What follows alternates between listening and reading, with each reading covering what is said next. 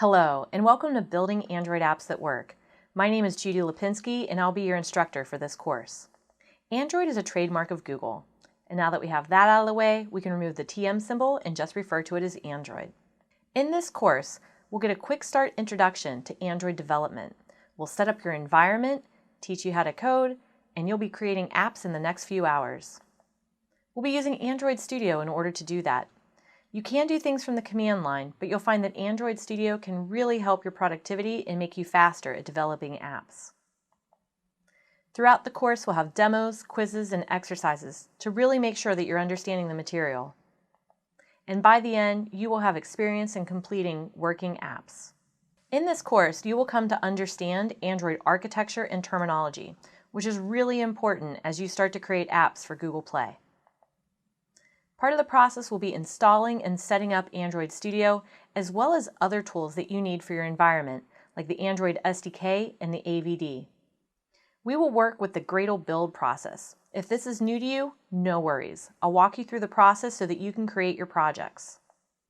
We will use resource externalization, and this is going to be very helpful if you want to create apps that you can have deployed in other countries where other languages are spoken, but also it's very helpful for us to target different types of devices.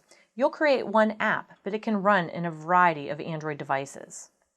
And we'll come to understand the density-independent pixels as a dimension type. If you're familiar with web development, you might have worked with pixels in the past, but now we're targeting a lot of different devices that might be high density, low density, medium density, and you want to make sure that they work the way you expect them to, so it'll be very important for you to understand this unit of measurement.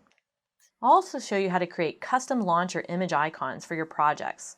There's a nice little Android robot that's provided, but you want to make sure that your app stands out in the marketplace. We will externalize strings. This will be very helpful whenever you want to use the same string information across different screens of your application, but it also helps for when we do the translations.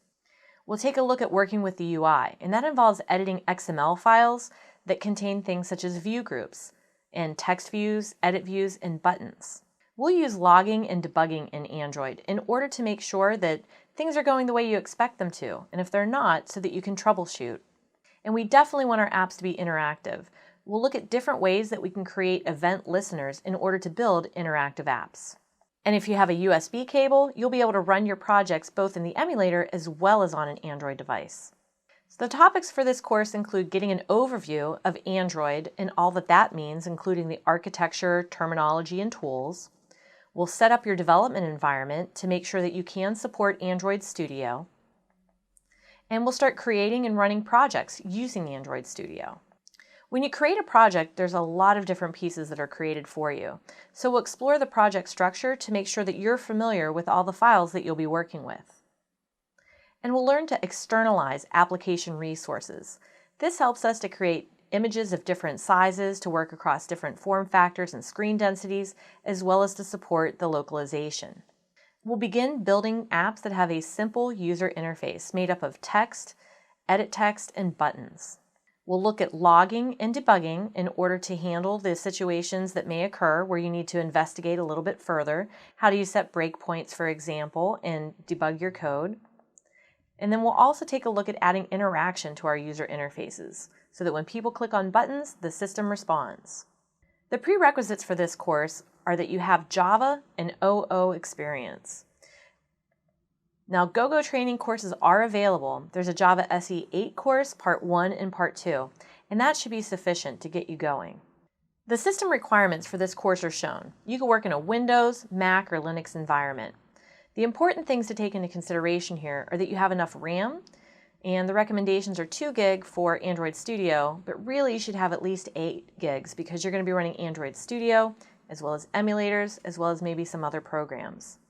As far as disk space, 2 gigs will allow you to install the Android Studio IDE. It will allow you to install some SDKs and emulators, but I think that you're going to probably want to install even more and play around with working with Android Studio. So make sure you have at least 50 gig free. And you definitely need Java for this course. JDK 8 is the recommendation. Sometimes in a Mac environment you might have some issues with JDK 8, so you could drop down to JDK 6, but if you have JDK 8 available, you can take advantage of features such as closures. Now, you do need a screen resolution of at least 1280 by 800 in order to be able to view Android Studio properly. And make sure that you have a fast internet connection. You'll be downloading a lot of software to support yourself in this course, and 4 megabits is just too slow.